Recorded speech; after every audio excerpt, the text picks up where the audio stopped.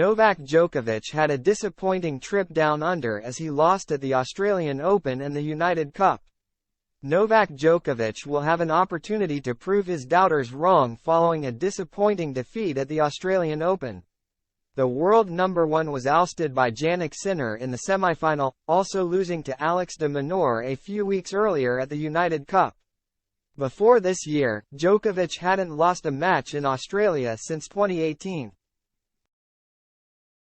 It has prompted former player Paolo Bertolucci to question whether the 36-year-old's decline has begun. Djokovic had a discouraging start to the season by his standards, suffering 2 defeats in 2 tournaments. His 6-year unbeaten run in Australia came to an end at the hands of de Minaur at the United Cup before Sinner ended his 33-match streak at the Australian Open. Until this year, Djokovic had always gone on to lift the title in Melbourne when he reached the semi-finals. The 24-time Grand Slam champion did face some setbacks during his trip down under, suffering from a wrist injury at the United Cup and an illness during the Australian Open. But his uncharacteristic losses left former pro Bertolucci wondering whether it was the start of a decline for Djokovic. He is a player who played badly in Australia, as in previous matches. We have not seen him in good condition, the former world number 12 told fanpage.it. Now,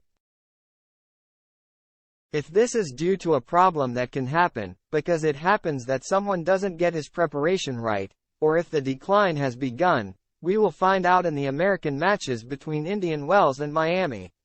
While Bertolucci knew that it could also be a one-off, he thought it was too tough to tell without watching Djokovic compete in practice.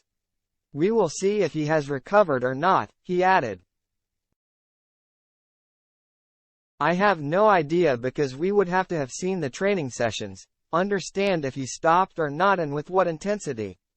Only those who know that within the team.